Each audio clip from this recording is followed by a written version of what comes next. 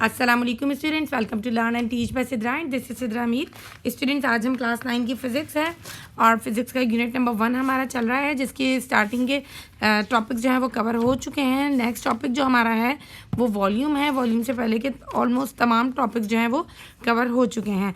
Density and volume topic है हमारा। Density and volume में पहले हम वॉल्यूम पढ़ेंगे। जब बच्चों की वॉल्यूम के साथ अच्छी अंडरस्टैंडिंग हो जाती है फिर उनके लिए डेंसिटी पढ़ना आसान हो जाता है। What is volume?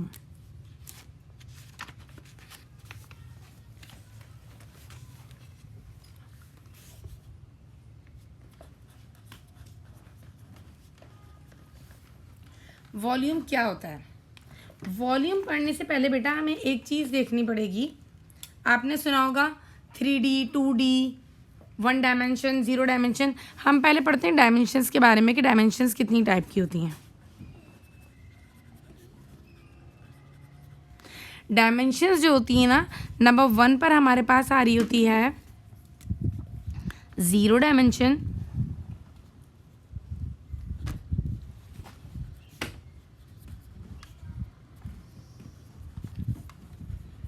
नंबर 2 पर आती है हमारे पास 1 डायमेंशन, जिसे हम 1D भी कहते हैं। फिर आती है 2 डायमेंशन और फिर आती है 3 डायमेंशन। ठीक है, चीज़ें होती हैं हमारी इसी तरह की होती हैं। या तो कोई चीज़ होगी 0 डायमेंशन की होगी, कोई चीज़ होगी 1 डायमेंशन की होगी जिसे हम 1D बोलेंगे, और कुछ चीज़ें होती हैं 2 डायमेंशन की जिन्हें हम 2D कहते हैं, और कुछ चीज़ें होती हैं 3 डायमेंशन की जिन्हें हम 3D कहते हैं। अच्छा, 0 डायमेंशन क्या होती है? 0 डायमेंशन जो होती है उसमें आपको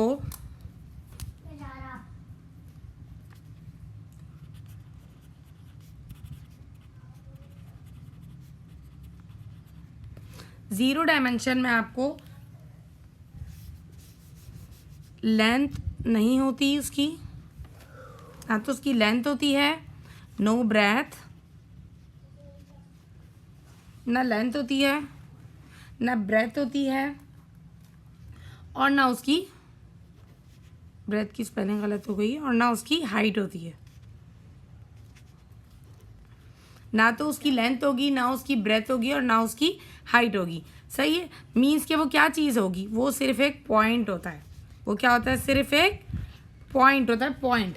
ठीक है, जिसकी ना कोई लेंथ होती है, ना ब्रेथ होती है, ना कोई हाइट होती है, वो जस्ट एक पॉइंट होता है। और पॉइंट जो होता है उसकी क्या डायमेंशन होती है? वो 0 डायमेंशन होता है। ठीक है, फिर उसके बाद हमारे पास कुछ चीज़ें आती हैं जो 1D होती हैं या 1 डायमेंशन होती हैं। 1 डायमेंशन में हमारे पास एक सिंगल लाइन होती है, और उसकी हम क्या कौन सी डायमेंशन मेजर कर सकते हैं? सिर्फ लेंथ मेजर कर सकते हैं। क्या मेजर कर सकते हैं? सिर्फ और सिर्फ लेंथ मेजर कर सकते हैं कि उसमें लेंथ होती है। फिर हमारे पास एक आती है 2D चीज़ें।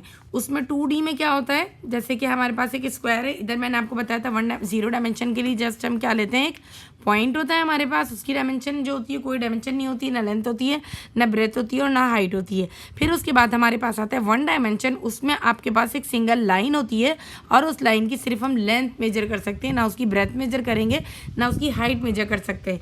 इसीलिए उसकी सिर्फ एक डायमेंशन क्योंकि मेजर होती है, इसलिए हम उसको 1D या 1 डायमेंशनल ऑब्जेक्ट कहते हैं। फिर उसके बाद हमारे पास दूसरी चीज़ आती है 2 डायमेंशन। 2 डायमेंशन में हमारे पास कोई स्क्वायर हो गया, तो उसमें हमारे पास क्या होता है, या उसमें ये होता है हमारे पास, हम एक उसकी लेंथ मेजर कर सकते हैं और एक उसकी ब्रेथ मेजर कर सकते हैं। लेंथ और ब्रेथ उसकी हम मेजर कर सकते हैं। वो क्या होती है? हमारे पास 2D होती है। ठीक है, ये हम 2D हो जाएगा, और जिस चीज़ का हम लेंथ और ब्रेथ या लेंथ और हाइट मेजर करें वो क्या कहलाता है? उसका हम क्या मालूम कर सकते हैं? उस चीज़ का हम एरिया मालूम कर सकते हैं। ठीक है, ऐसी चीज़ जिसमें हमें 2 चीज़ें दी जाएँ। आपको पता है एरिया का फॉर्मूला होता है लेंथ इंटू ब्रेथ। एरिया का फॉर्मूला क्या होता है हमारे पास? अगर हमें किसी ऑब्जेक्ट का एरिया पता करना है तो उसके लिए हमारे पास होता है लेंथ इंटू ब्रेथ। सही है, ये हमारे पास एरिया का फॉर्मूला होता है। मीन्स कि इसमें हमारे पास 2 चीज़ें, एक लेंथ है और एक ब्रेथ है, और ये एक 2 डायमेंशन ऑब्जेक्ट हो गई। ठीक है, जो 2 डायमेंशनल ऑब्जेक्ट्स होंगी उनका हम एरिया मालूम कर सकते हैं। और जो इसके बाद आती है हमारे पास 3 डायमेंशनल ऑब्जेक्ट्स। 3 डायमेंशनल ऑब्जेक्ट्स में हम लेंथ भी मालूम कर सकते हैं, ब्रेथ भी मालूम कर सकते हैं, और हाइट भी मालूम कर सकते हैं। ठीक है, और वो क्या चीज़ें होती हैं? वो होता है एक क्यूब। ठीक है, वो क्या हो सकता है, क्यूब हो सकता है। मैं यहाँ पे आपको दोबारा बना के दिखाती हूँ क्योंकि हमें उसी के बारे में पढ़ना है बेसिकली।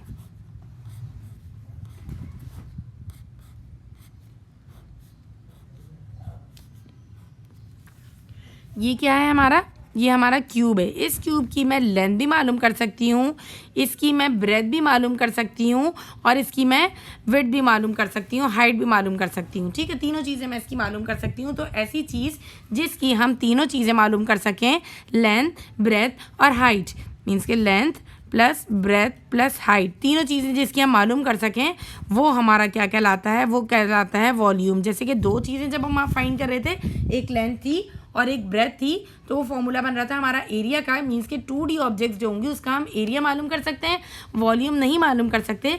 वॉल्यूम मालूम करने के लिए हमारे पास ये शर्त होती है कि हमारे पास ऑब्जेक्ट जो है वो 3D होना चाहिए। किसी भी 1 डायमेंशनल, 0 डायमेंशनल या 2 डायमेंशनल ऑब्जेक्ट का हम वॉल्यूम फाइंड नहीं कर सकते। हम वॉल्यूम जस्ट 3D ऑब्जेक्ट्स का ही मालूम कर सकते हैं। ठीक है, अच्छा, 3D ऑब्जेक्ट्स में हमारे पास दो टाइप की चीज़ें होती हैं। एक होती हैं रेगुलर शेप्स। अच्छा, वॉल्यूम जो होता है, पहले मैं आपको इसी का बता दूं कि वॉल्यूम की जो यूनिट होती है ना, जब हम वॉल्यूम फाइंड करते हैं, वो वॉल्यूम जो हम फाइंड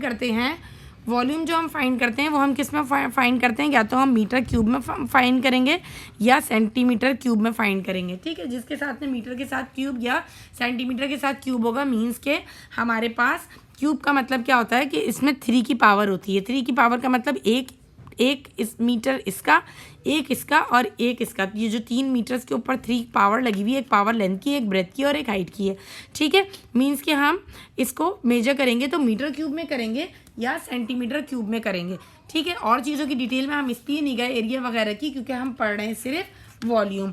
अब वॉल्यूम फाइंड करने के लिए हमारे पास कितनी ऑब्जेक्ट्स होती हैं, कितनी टाइप की ऑब्जेक्ट्स होती हैं? There are 2 types of objects और there are 2 types of shapes. एक होती हैं रेगुलर शेप्स और दूसरी होती हैं इर्रेगुलर शेप्स। ठीक है, कुछ चीज़ें होती हैं रेगुलर शेप्स होती हैं और दूसरी क्या होती हैं, इर्रेगुलर शेप्स होती हैं। There are two shapes to find volume. अच्छा, रेगुलर शेप के लिए मैं आपको बता दूं कौन कौन सी शेप्स होती हैं जो रेगुलर होती हैं।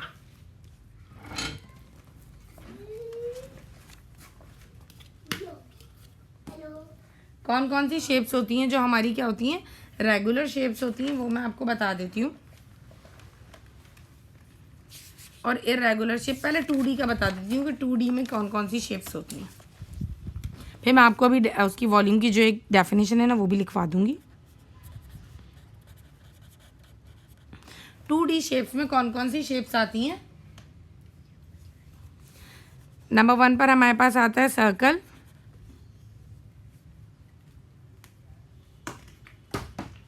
नंबर 1 पर हमारे पास आता है सर्कल। 2 पर हमारे पास आता है ओवल। 3rd पर हमारे पास आता है स्क्वायर। ये 2D ऑब्जेक्ट्स होती हैं। और 3rd पर, नेक्स्ट पर हमारे पास आता है रेक्टेंगल। ठीक है, ये जो शेप्स होती हैं ये होती हैं हमारी 2D शेप्स। 2D शेप्स होती हैं, मीन्स कि हम इनका एरिया तो पता कर सकते हैं, इनका हम वॉल्यूम नहीं पता कर सकते। वॉल्यूम के लिए हमारे पास क्या चीज़ें होनी चाहिए, 3D होना चाहिए ऑब्जेक्ट का या शेप का।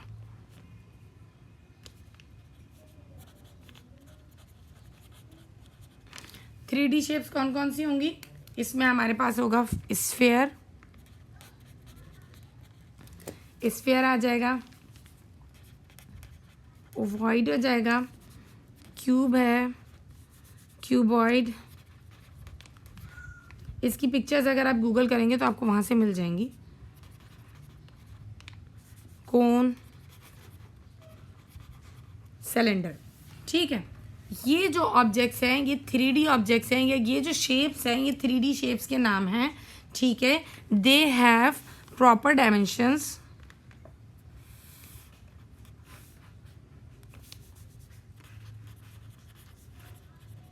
They have proper dimensions. They have proper 3D dimensions and सिर्फ हमारे पास रेगुलर शेप्स होती हैं, हमारे पास 3D शेप्स होती हैं जिनका हम वॉल्यूम पता कर सकते हैं, मैंने आपको बताया, और 2D शेप्स जो होती हैं उनका वॉल्यूम नहीं पता कर सकते। 2D के नाम ये रहे सर्कल, ओवल, स्क्वायर और रेक्टेंगल। ये 2D होती हैं, चपटी होती हैं ये, इनका हम वॉल्यूम नहीं फाइंड कर सकते। वॉल्यूम फाइंड करने के लिए हमें ये वाली शेप्स चाहिए होंगी, इनका हम, और इसके अलावा भी होती हैं, इनका हम वॉल्यूम फाइंड कर सकते हैं। अच्छा, अब किसी रेगुलर शेप का, ये रेगुलर कहलाती हैं। कौन सी शेप्स कहलाती हैं? रेगुलर शेप्स कहलाती हैं। मैंने आपको कहा था ना कि 2 टाइप्स की शेप्स होती हैं, एक रेगुलर होती हैं और एक इर्रेगुलर शेप्स होती हैं। तो ये जितनी भी शेप्स होती हैं, स्फीयर, ओवॉइड, क्यूब, क्यूबॉइड और कोन और सिलेंडर, ये सारी चीज़ें हमारी कहलाती हैं रेगुलर शेप्स। तो रेगुलर शेप्स का वॉल्यूम मालूम करने के लिए हमारे पास, हम इनका वॉल्यूम फॉर्मूले के थ्रू मालूम कर सकते हैं। इनके फॉर्मूले होते हैं जिनसे हम क्या कर सकते हैं, रेगुलर शेप्स का वॉल्यूम फाइंड कर सकते हैं।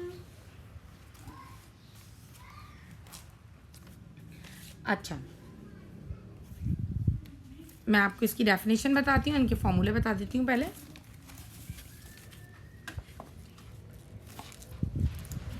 अच्छा, वॉल्यूम क्या होता है? वॉल्यूम की डेफिनेशन देख लीजिए। It is a 3 dimensional space occupies bye solid, liquid और gas. It is represented by V. Its units are liters, meter, centimeters cube, gallons, ounces, और different 3D shapes have different formula to calculate volume. ठीक है, different 3D shapes का different formula होता है जिससे हम मालूम कर सकते हैं। तो regular shapes जो होती हैं वो फाइंड की जाती, उनका वॉल्यूम फाइंड किया जाता है फॉर्मूले के थ्रू। ये फॉर्मूले आपको दिए गए हैं ऑब्जेक्ट्स के, शेप्स के। यहाँ पर स्फीयर है, स्फीयर का फॉर्मूला 4/3 पाई h क्यूब, क्यूब है उसका फॉर्मूला निकलेगा a क्यूब से, मीन्स कि उसके बाद 3 हाइट्स होंगी, एक लेंथ होगी, एक विड्थ होगी, एक हाइट होगी। ठीक है, तो ये आप उसका फॉर्मूला इससे निकाल लेंगे और तीनों a से रिप्रेजेंट हो रही होंगी। ये इसको आप l क्यूब भी कह सकते हैं। और क्यूबाइड होगा l b h से पता करेंगे हम उसका वॉल्यूम। कोन का फॉर्मूला है, कोन का वॉल्यूम मालूम करने का फॉर्मूला, मीन्स कि वॉल्यूम फाइंड करने के फॉर्मूले हैं सारे। और हर ऑब्जेक्ट का, हर शेप का अलग टाइप से हम क्या करेंगे, वॉल्यूम मालूम करेंगे। स्फीयर का वॉल्यूम फाइंड करेंगे तो उसके लिए ये फॉर्मूला, क्यूब का वॉल्यूम फाइंड करेंगे उसका ये फॉर्मूला, क्यूबाइड का वॉल्यूम फाइंड करेंगे उसका ये फॉर्मूला, कोन के लिए 1/3 पाई r स्क्वायर h, सिलेंडर के लिए पाई r स्क्वायर h, हेमिस्फीयर के लिए 2/3 पाई r क्यूब। ये नोट कर लें आप, और बल्कि याद भी होना चाहिए आपको। और फिर इसके बाद प्रिज्म का फॉर्मूला, प्रिज्म का वॉल्यूम फाइंड करना है हमें, तो एरिया ऑफ बेस और उसको मल्टीप्लाई करेंगे उसकी हाइट से, और पिरामिड के लिए 1/3 को मल्टीप्लाई करेंगे एरिया ऑफ बेस से, और फिर उसको मल्टीप्लाई करेंगे हाइट से। इससे हम मालूम कर लेंगे किसका, पिरामिड का हम वॉल्यूम। अच्छा, अब हमें इर्रेगुलर शेप्स जो होती हैं वो कैसी होती हैं? देखिए मेरे पास, मैंने आपको रेगुलर शेप्स के नाम बता दी। इर्रेगुलर शेप्स जैसे कि मैंने एक बाहर से एक पत्थर लिया हुआ है, ये एक स्टोन है, ये हमारी क्या है, ये एक इर्रेगुलर शेप है। अगर मुझे इसका वॉल्यूम फाइंड करना होगा तो मैं किस तरीके से इसका वॉल्यूम फाइंड कर सकती हूँ? इसके लिए मेरे पास, मैं एक apparatus लेकर आई हुई हूँ, और इसे हम कहते हैं सिलेंडर, मेजरिंग सिलेंडर कहते हैं इसको। ये आपने लैब में देखा होगा। ठीक है, ये मेजरिंग सिलेंडर है। अब मैं इसमें क्या करूँगी, अच्छा, इसको यूज़ करने का तरीका ये होता है कि ये बिल्कुल अच्छी तरीके से आप थॉरली वॉश करके इसको बिल्कुल क्लीन रखें, कि ऐसा ना हो कि इसके अंदर डस्ट हो तो वॉल्यूम क्या हो जाए, चेंज हो जाए। वॉल्यूम इसका चेंज नहीं होना चाहिए। अच्छा, इसमें देखिए वॉल्यूम जो है वो हम किस चीज़ में फाइंड करेंगे। यहाँ पर जो है हमारे पास इस पे स्केल बना हुआ है, इधर भी बना हुआ है और इधर भी बना हुआ है। हम ml में हमें इसकी रीडिंग जो मिलेगी वो मिलीलीटर्स में मिलेगी। ठीक है, इसकी रीडिंग जो हमें मिलेगी मिलीलीटर्स में मिलेगी, और ये 100 ml का है। यहाँ से लेके यहाँ तक इसके 10 ml होंगे। पहले स्केल रीड करना बहुत ज़रूरी है, हमें इसका स्केल रीड करना आना चाहिए। ये आपके प्रैक्टिकल्स में आपको यूज़ करना होगा, इसीलिए अभी इसको गौर से देख लें। जब हम प्रैक्टिकल कर रहे होते हैं तो उस वक्त हमें इतनी डिटेल में, छोटी छोटी चीज़ों की डिटेल में जाना इम्पॉसिबल होता है, क्योंकि चीज़ उस वक्त हमें समझनी जो होती है वो दूसरी ज़्यादा होती है। तो स्केल में आपको इसका रीड करना सिखाऊंगी। 10 to 20 के बीच में कितनी लाइन्स है, 1 2 3 4 और ये 5, सही है। 5 लाइन से मीन्स के एक लाइन, और यहाँ पर डिजिट कितने वो गुजर गए हैं, पास हो गए। 10 डिजिट्स का डिफरेंस आ रहा है 10 और 20 के बीच में, तो मीन्स के एक लाइन जो है वो 2 डिजिट्स के बराबर है। अगर यहाँ तक होगा तो मेरा आंसर होगा 2 ml, फिर होगा तो 4 ml, यहाँ पर 6 ml, और फिर यहाँ पर 8 ml, और फिर यहाँ पर आके पूरा 10 यहाँ पर 20 ml बनेगा। यहाँ तक जो होगा ये 10 ml तक होगा, ठीक है। मीन्स के 10 यहाँ पर हो रहा है, फिर यहाँ 20, 30, 40, 50, 60, 70, 80, 90 एंड 100 ml ये जो है मुझे मेजर करके देगा ये मेरा मेजरिंग सिलेंडर, ठीक है। इसको मैंने आपको बता दिया। इसको यूज़ करने के लिए पहले इसको थॉरली वॉश करना होता है, और वॉश करने के बाद फिर इसमें मैं क्या करूँगी, वाटर फिल करूँगी।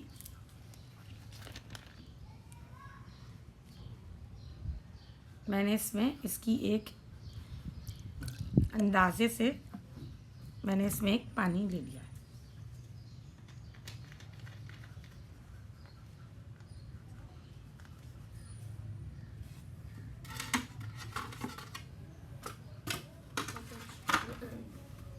अच्छा, मैंने पानी ले लिया है इसमें। अब इसको मेजर कैसे करना है, इसको हमें रखना है बिल्कुल फ्लैट सरफेस पे रखना है।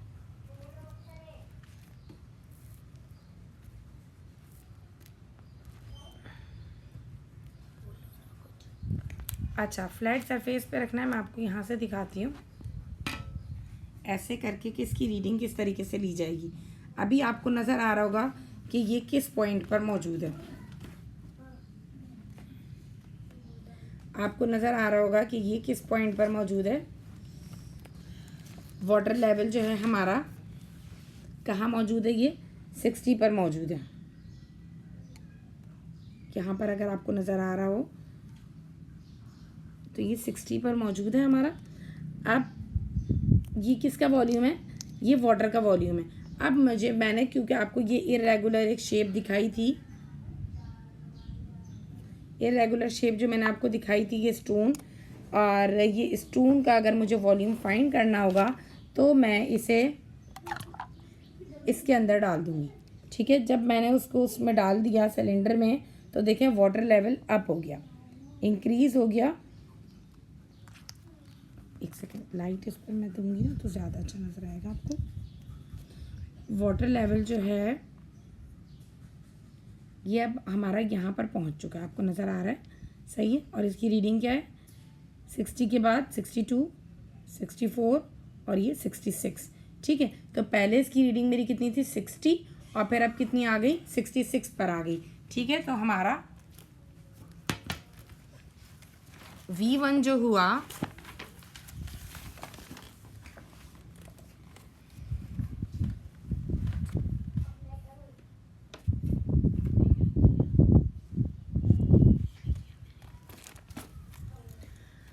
हमारा V1 जो हुआ, जो हमने पहले वॉल्यूम लिया था वो जस्ट हमारा किसका वॉल्यूम था, वाटर का वॉल्यूम था।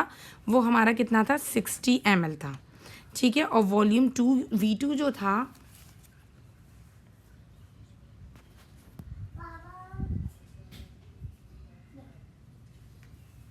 V2 जो था, पहले हमने V1 लिया, V1 था 60 ml, फिर हमने V2 लिया, V2 था हमारा कितना, 66 ml आया था, सही। V2 हमारा कितना आया था, 66 ml आया था।